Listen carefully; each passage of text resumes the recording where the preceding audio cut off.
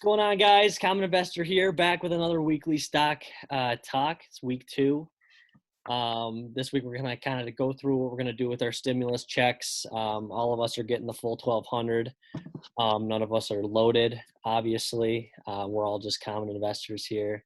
And then we're going to talk about our weekly stock picks and then just overall the market, what it's looking like, and what we're looking at. So I guess we'll start with the stimulus checks, and then we'll kind of get into it from there. So what are you guys doing with your stimulus checks? Any locked in things that you're going to do with it, or haven't decided as of yet?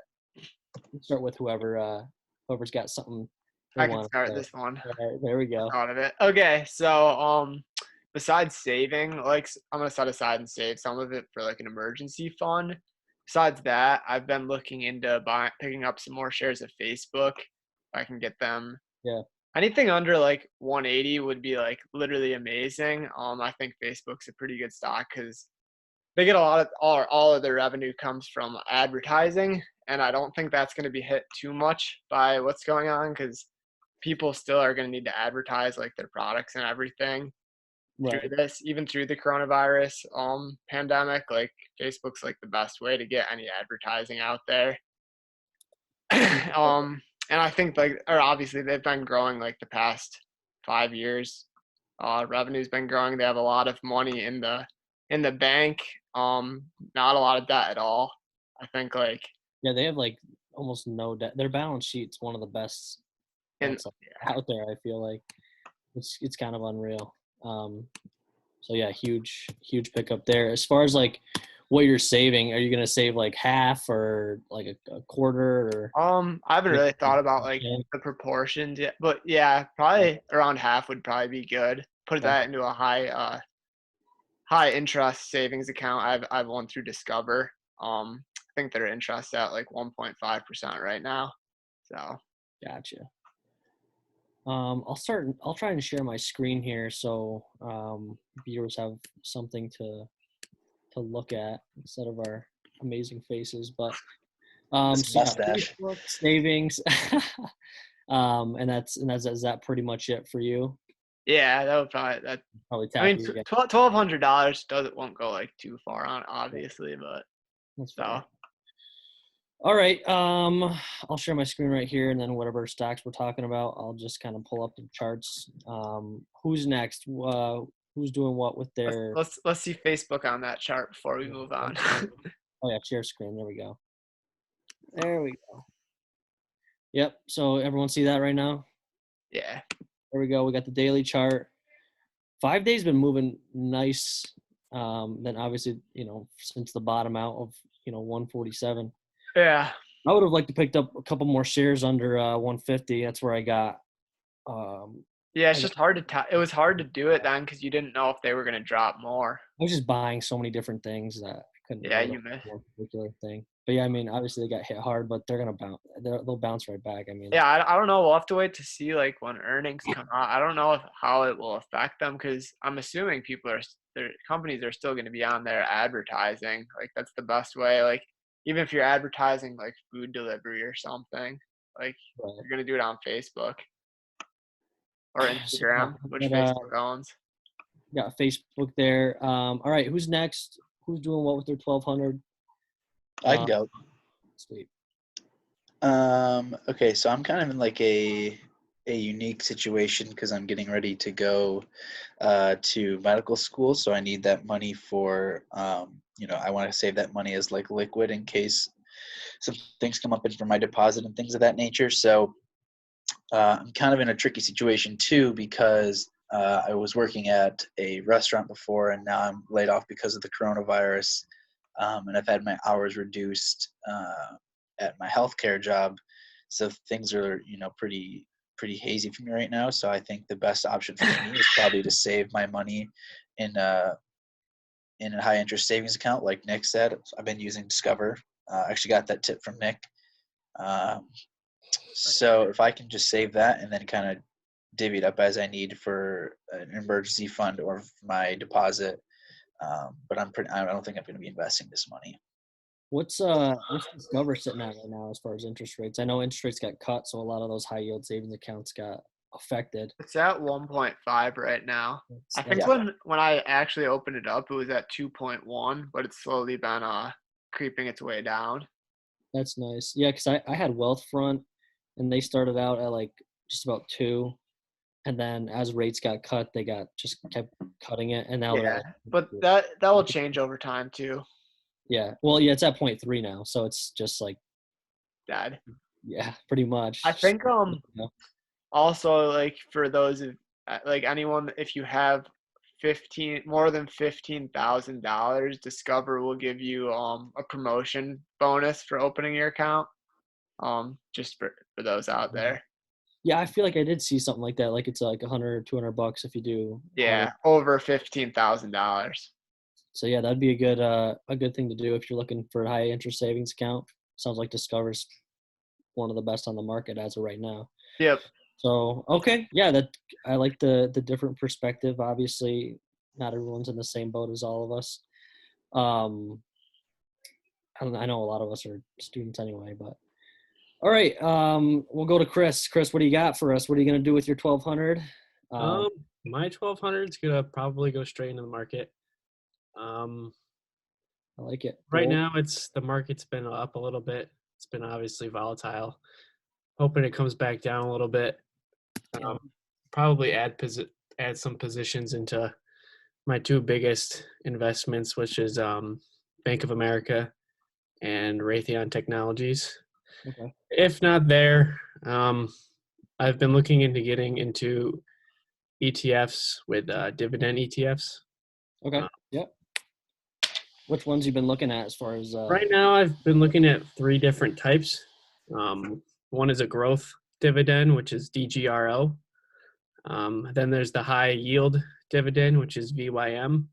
And then more of a quality dividend is SCHD. I think I'm going to put my money in each 3 of those and kind of play it a diverse Portfolio. portfolio and dividends. Right now, I don't know. I kind of want the market to go back down a little bit, to be honest. But popping back up.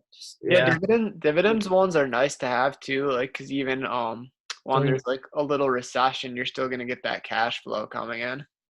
Yeah, it'll be nice. I mean, I obviously won't have enough capital there to make a huge dividend return, but the dividend's dividend. Yeah, you got the cash flow coming in 4.4%, 4.5. Right. This is the one I was talking about earlier. I want to pull it up. I love it. Super dividend ETF. Super risky as well. Really called super dividend. Yeah, literally yeah. super dividend. Once this loads up, you'll see the Oh, that actually doesn't look like a bad get-in price right Oh my, it's 15. Well, that's because it's down right now. Yeah, I mean, it's been obviously getting slammed. It's like down 50%. We're at almost 24. So it might have been like a 7% dividend when it was up there, though. Yeah. And well, yeah, what they do is they just yield. Yeah, so they kind of pick. They have 100 equally weighted companies, and they just have the highest dividends in the world. So it's pretty simple. Highest dividends, you're in there, top 100. Obviously, it's going to be subject to change. I'm sure the ex-dividend dates for these aren't the same. The volume is not that Month. I think it's a monthly dividend payer as well, which is always nice to get that monthly dividend. Which I think the ones you were talking about are monthly dividend payers as well. I think I'm not exactly sure. They might be. Yeah. So I haven't really gotten that far into. It's a real risky dividender. Oh my god. Wait, are you actually invested in this, Luke? No, I just like to look at it. It doesn't have a lot of volume. No, it's let's see, where's the?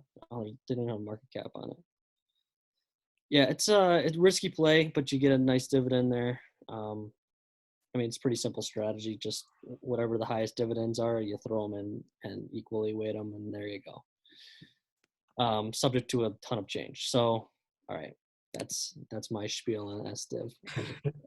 I love I looking like at. SPHD too. That's Yeah, I think that's the one. Yeah, SPHD is, if I was going for a monthly dividender, is the one I would do.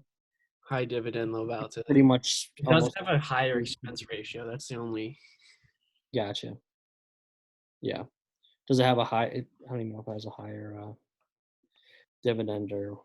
Yeah, you always gotta watch out for the expense ratios on the ETFs because 12.67. I think your high dividend one had like 4.5, but then the expense ratio on this is a 0.3. I mean, it's not. Yeah, it's definitely way higher than the other. Yeah, Super you div was at 0.59. Jeez. what was it? 0.5. 0.59. That's a ridiculous expense. Well, the thing is ratio. it only has 445,000 volume. That's Pretty low. yeah. Well, I mean, comparatively to like Vanguard, it's yeah, very yeah. low. You want to explain what an expense ratio is in layman's terms? Yeah, so that's what they charge as like the expense for the fund. Obviously, For them to run the fund. yeah, and that's how they get paid. So they get paid out in a percentage.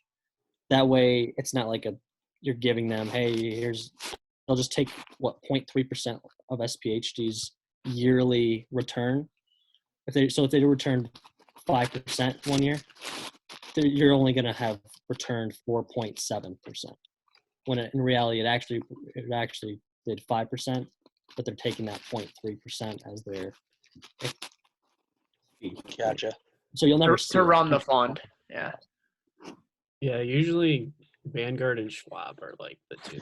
Now, does that money get reinvested into the fund, or what do they do with that money that they? They have a job. And that's where they get paid. That's how the company makes money. Usually, you'll see like a lot of brokerage companies have like expense ratios. That's how like a lot of 401ks, those kind of things. Mutual funds. They all have expense ratios. So that's really how people get paid, is through asset-based fees, because then they make more money the more assets they have under management instead of a fixed cost. So that's what an expense ratio is. You always want to try your best to get the lowest expense ratio. That way you're not paying. Yeah, the more special you get in your ETFs, the higher the expense ratios are. Yeah. What's the gold standard for like percentage? Like, what do you want to stay within? What do you want to stay under? Vanguard's probably, if not Schwab. Schwab's cut them a lot in recent. Luke, go to VOO and see what theirs is. No, it was like 0.02. Either 0.04 or 0.08. Theirs is super low. So tiny, yeah. And it plus it's really, they don't have to manage it very hard. Like, it's just the S&P 500. Yeah. So they don't really have to do too much management. So like index funds, like an S&P 500 ETF, you're gonna have an expense ratio of like nothing. If I can go down with this thing, yeah, 0.03%. That's like nothing. So for every, what was it, $1,000, you're paying. So every $100, you're paying 3 cents. Yeah, Everything. it's like something like that. I don't. Cents. Pretty much. Yeah. But you're not going to see that money. It's not like it's taken out of your account. It's just taken off of the return. Yeah. But then you get something more specialized, like, let's see if I can find another Vanguard. Sure, like the Vanguard All World Index, still an index fund, but it's not the S&P 500. S&P 500, you're going to have the lowest expense ratios. It's still going to be really low, but it's going to be higher. 0.09. So it's. What was Eric? What was the was it ENFO, the ETF that was clean energy? Oh, good question. EFO or That one was ridiculously high. Let me look for it. Yeah, climate leadership ETF. Yeah. Yeah, that So was so high. It's only got 12,000 volume. specialized stuff like this you're gonna have a higher expense ratio. It's very high. There's more work to be done. 0.45%. Yeah. It's still less than your super dividend. That one's not good, I don't think. I've seen some that are over. The thing is this only has 12,000 volume. Yeah, that's crazy. I mean, ETFs, you don't really need. I feel like you don't need too much liquidity because ideally you're not trading ETFs. Well, that's the problem is that if there's low volume, you might have hard time finding buyers Yeah, in ETFs. Yeah. makes sense. If I you're still trying don't know what Eric's doing with his check. Hey, Eric, what are you doing to check? We got a little Am I side. doing my check? Obviously, boys, we've been talking about it. Bitcoin. No, I'm kidding. Zero shot. I have a couple stocks that I'm looking at. Obviously, buying more Bank of America. I want to get that at 22. I don't know if I'll get it back at that, but it's kind of my target price. I already have it at like 20. So averaging up a little bit, but I want to increase my position on that a lot.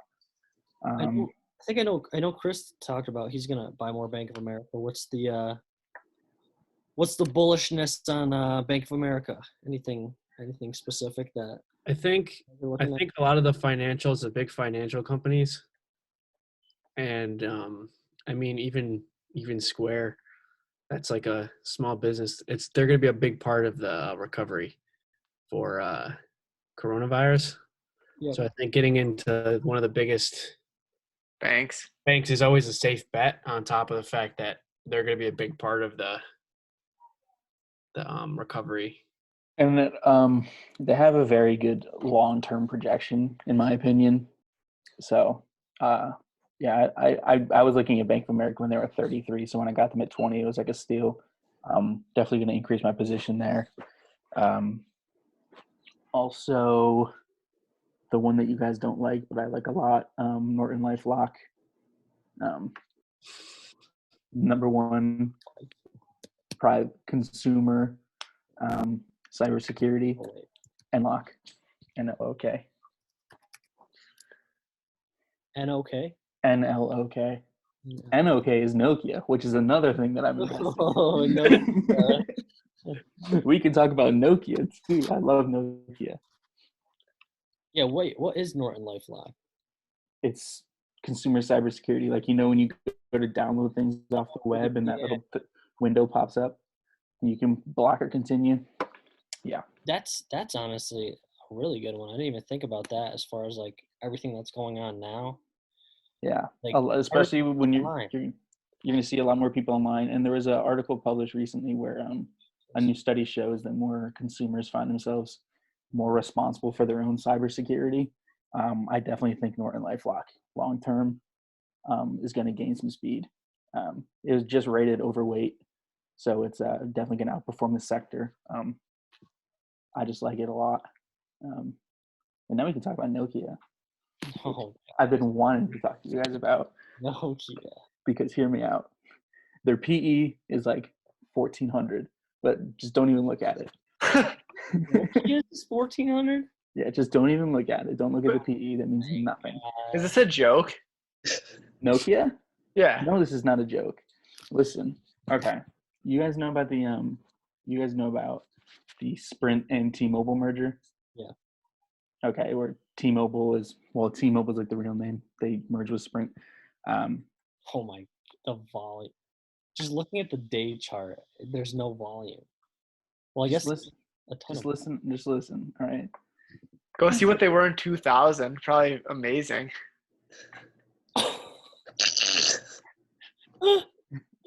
They were gods. Hear me out, all right? $$? T-Mobile. I was watching CNBC like a couple weeks ago. T-Mobile was talking about their merger with Sprint, and they were asked if they were going to go with one of the Chinese chip companies or if they're going to go with Chinese manufacturing for their 5G platform, which they're saying they want to make the best 5G platform with price and speed, availability, all that good stuff. They were asked what they were going to use, and he said they're exclusively using Nokia for their technologies. Nokia also announced that they're partnering with Marvell, which is a semiconductor company for 5G. I think Nokia right now at 325, I would not be surprised Oh my god. if we see that I'm not talking $50 a share, right? I'm not I talking. don't even know how they have a $1,400 PE at $3. Like, 1,400. how is that even possible? You're making Where does it say the PE? Wow. Oh, right here. We got a PE of 14.13. $3. It has a PE of 14. Look, 08%. it has 5.7 billion shares. You gotta give it a break. I can. They don't definitely- make money. You're not thinking about okay. What $3 stock have you ever seen that makes money? Smile None. Direct Club? None. But you see, Small Direct Club does not make money. Small Direct Club just has cash. Let's put They're that- almost at 4 again today. I almost put some more money into The that. chart doesn't look good. Of course, their chart doesn't look good. 5G's not out yet. But listen, I'm investing in Nokia. I'm definitely investing in Nokia. I definitely like T-Mobile said that they're using Nokia. They're a Finnish company, right? They're not a Chinese company. What does Nokia do now? Do they still make phones? Like what's their like? I don't understand. They don't make anything. But they're going to be utilized for 5G for Sprint/T-Mobile, and they're also partnering with Marvell, which is one of the best semiconductor investments that you could make for the 5G era. So, Well, don't you think that's going to be delayed though because of this virus? You think 5G is going to take a lot longer than we think it's going to now? AT&T, they're not slowing down. Oh yeah. 5G, I don't really think you're going to see that. I think Apple actually like took a lot of people off their other projects to get the iPhone. What iPhone are they coming out with this year? It's gonna have 5G. The 43. Whatever iPhone it is this year. They have the regular one. That's another cool thing we can talk about. They have the iPhone 9 coming out soon. And Apple's put all their people towards putting. I mean, that's their $499 phone. That's supposed to increase their worldwide presence, and then they're coming out with what's supposed to be the 12, which is going to have 5G capabilities. And I think they're putting all the resources to try to get that out this year for sure. What price did you get on an Apple at? Me? Yeah. 190. Wow, that's a good return right there. Yeah. Here's the thing with 5G though, is it's not just being used for phones, and that's the misconception, right? 5G is also required to unlock the full potential of technology. They're talking like self-driving cars, and they're talking like a whole different breed of technology that we haven't seen yet that we need 5G for. You think I don't know. I don't really understand the whole G. Do you think 5G is overhyped though? Like I feel like okay, before you finish that 3D statement. printers being the next thing, and Before you finish that statement, what does the market respond to? Hype. It responds to hype. That's why Zoom is trading at $130 because it's hype. It's people's feelings about the future. I feel like but here's the thing. If you're a long-term investor, right? 3D printing. I'm gonna show you this. I'm gonna show you this chart. I'm gonna show you a bubble right now. Oh, we're back on ETFs. Well, this is the 3D printing ETF. So basically, it'll just show. Okay, this only go back to 2017. Okay, that didn't help at all. I don't know any 3D. I saw there was a chart showed a 3D printing company, and its chart went skyrocket, then tank. Okay, what do we use 3D printing for in everyday life? Yeah, but it was so overhyped at the time. But what do people use 3D printing for? Making masks for coronavirus. Well, the thing is that, I mean, I guess it's more of a longer term thing. Like 3D printing, I could maybe like 10 years, it'll be way more prevalent than it is now, like with making organs and stuff. Could that be what 5G is becoming? Like it's super. I don't think it's a bubble because we've got two sides of the argument. We got people on one side of the argument, it's like 5G is going to be revolutionary, and then we got people on the other side of the thing saying 5G is going to kill us all. I wouldn't think it.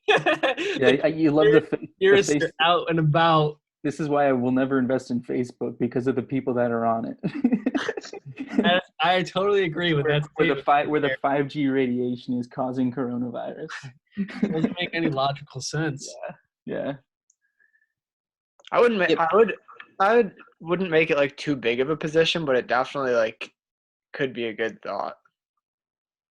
Listen, I'm gonna buy when it gets back down to $3. I'm gonna buy a couple $100 worth of it. Of Nokia or Of Nokia, and it's gonna go up to like $550. And you guys are gonna laugh, but you guys don't realize that's like an 80% return. But the thing is, 90% return. trade. It is a trade. I like the argument for that because it is. Yeah, it goes from $3 to $6, but it's 100% return. Eric, You're doubling your better money. buy Nokia or Smile Direct Club. Brother. Nokia, because in 2 years, Smile Direct Club is going to delist. Invisalign is going to absolutely obliterate it. Nokia's been around since 2000. That was a $50 banger back in the day. Zero shot that Smile Direct Club outcompetes Nokia. Yeah, Nokia's not going anywhere. They've been Nokia's not going anywhere. It's just a matter of how much they grow. Smile Direct Club, you're like, they could be the next Colgate. Okay, they put their teeth whitening products in Walmart and still didn't reach their earnings. They've got cash on hand to survive, but once a line can come at them, they're done. Nokia does have I a don't know. They've expanded to return on multiple equity markets. year over year. I mean, technically, they are growing. Listen, you Right there. okay? Yeah. Okay, when the person bought Apple at $3, people were probably like, "You're an idiot." There's a dividend on Nokia.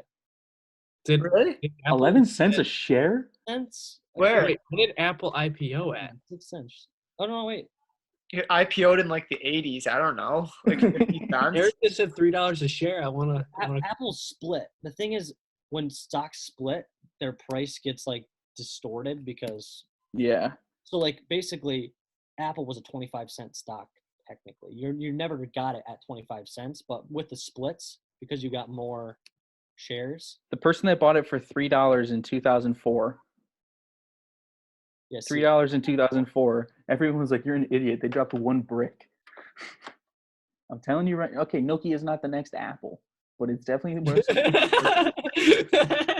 I mean, we're not going to be talking about the Nokia 19 10 years from now. 25 cents a share. What was it? 25 cents a share back in 81.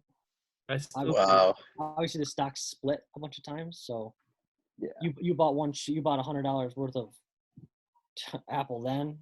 You got one share for what, $40. You've gotten like 7 shares by now, Yeah, because it split so much. and that's why the price is. All right. I like the You guys discussion. want another speculative stock? Oh brother, give it to us. Why not? Let me look through the. Look, Apple did like nothing until like 2005 and change. Well, Oh, I got Apple started. I got two more iPhone. picks for you. Boom. Two more picks for you before we go. Viacom, CBS. I like Viacom. Is that even a speculative buy? No, it's just Buy it all. It's TV. Yeah, but isn't wait. What am I thinking of? Am I thinking of the right one, Viacom? They remerged with CBS in December. Yeah. They're coming out with a streaming service. Their intent is to be bought by Apple, is what I was getting and trying to. Oh, really? What I was finding. Which one is it? Oh no. Wait, they They have merged like and then they have like Nickelodeon. they have thought a bunch their stock immediately dropped after they merged. Yeah, that's what happens with mergers, because it's risk that that the company takes on. Like if the company buys another company, that company's stock price will drop because it's risk that business unit could go out of business. Usually it doesn't because it's not I done. don't know. RTX didn't drop. That only went up. Because the whole market's been trending up lately a little bit. And then another one that you guys hate, and I heard was the Kodak. Is the new Kodak, Oh. Xerox. No. We love Xerox. It's trash. Xerox is a for what value reason? stock. They are like one of they're a top 2 office supplies company in the world, right? No one's out of the office right now. Okay, but don't think people are going to return to the office? This is what I'm saying. You have a short-term site. You're probably investing in No. Zoom. You're the idiot that's investing in Zoom. Here's the thing. A lot of companies are going to Your Chinese servers a lot of that are companies realize unsecure, and you're investing in it. we can have our people work from home, save money, and not lease out an office space and pay for all that No, junk. because it is less productive. How much have you worked from home? Just be honest. Yeah, but there is some. I feel like there is some people that it's cheaper to work from home. And they were starting a hostile takeover of their number one competitor, HP. They pulled their back number because one of financial uncertainty. HP makes the computers, Xerox makes the printers. I'm telling you right now. Would you really consider them competitors? Look at their all Their number one. There we go. That's early a 2000s. bubble. Oh my god. Listen, What's the .com? if I have to hear one more thing about a stupid bubble going back to the What is that? What is that then? What is this?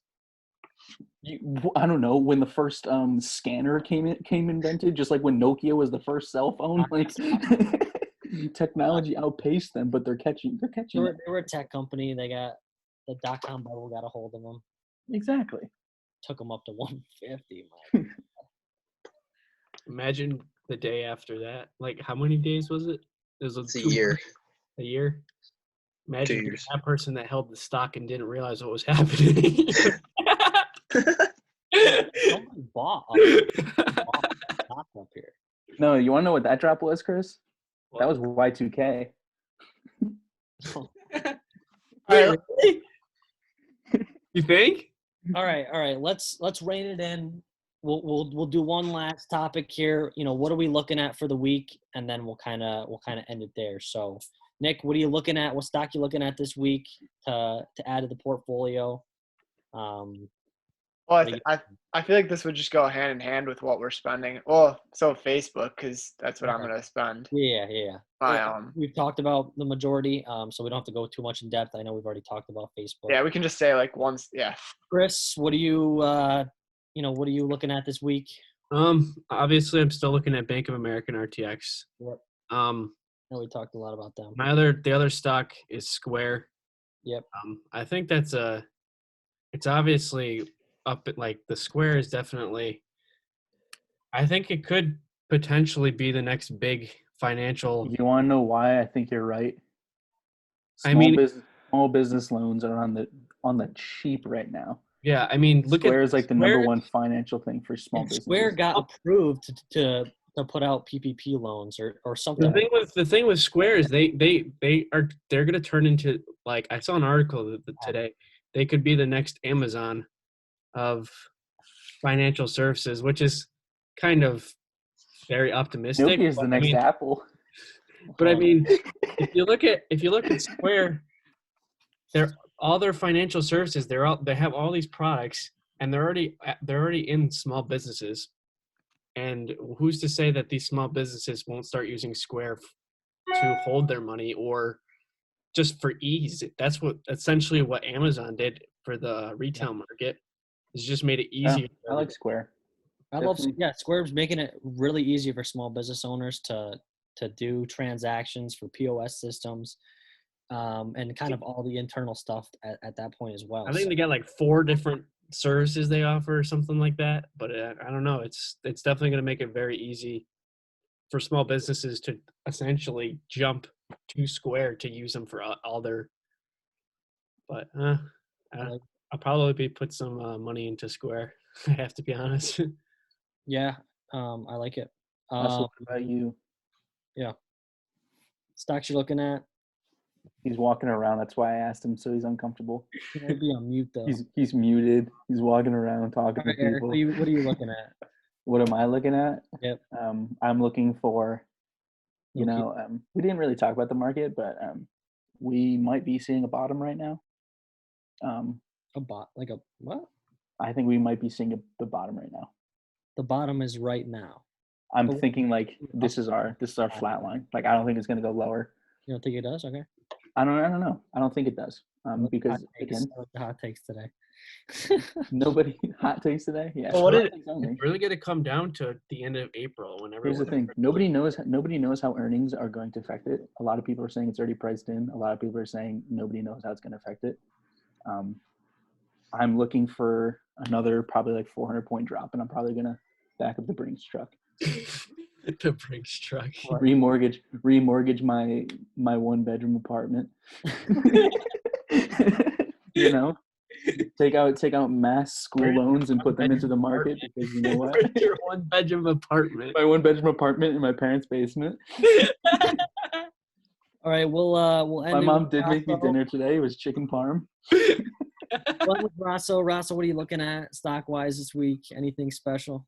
Or Can't just- say that I am, my friend. Just kind of taking the word in from the Lord. No, By the Lord, I mean. No, he's looking at another REIT. No, The not. worst No performing more REIT REITs, huh? over the past year, and that's what he's buying this week. All right, well, I think that's all the time we've got. I know this video has run very long, so we'll end it here. And we'll see you guys next week on week 3 of Weekly Stock Talks. Thanks for stopping by.